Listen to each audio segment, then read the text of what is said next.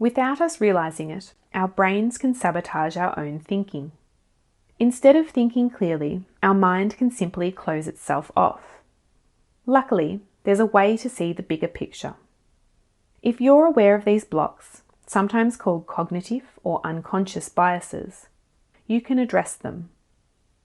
This is particularly helpful when you're working with others to make important decisions. There are many unconscious biases. We are going to highlight 6 of the most common ones so that you can identify and work around them. The first bias is anchoring bias.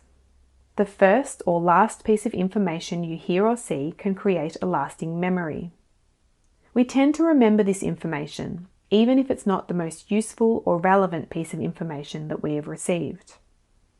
The second bias is the bandwagon effect, sometimes called groupthink. When many people take one position, you might feel like you should join them, even if their views don't align with yours. Be clear on your own position and be wary of getting swept along. The third bias is blind spot bias. We all have our blind spots, but they're much easier to recognize in others than in ourselves. To address this, encourage others to watch for your blind spots and you can watch for theirs.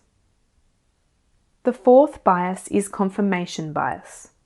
We're comfortable with what we know and tend to approach new information with fixed ideas.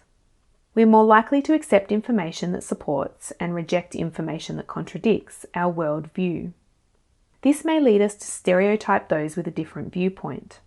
This is perhaps the strongest bias and the most common, so watch closely for this one. The fifth bias is information bias. Often, when we're in a group, we think we need more information before we can make a decision.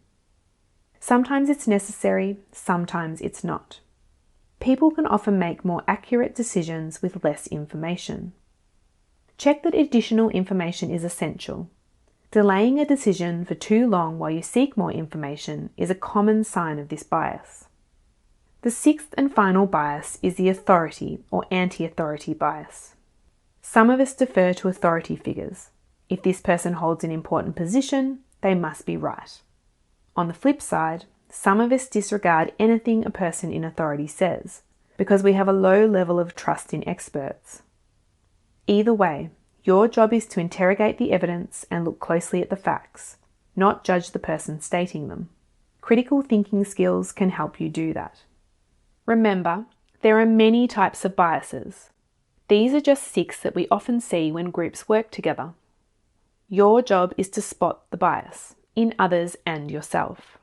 If we can all do that, we'll make better decisions together.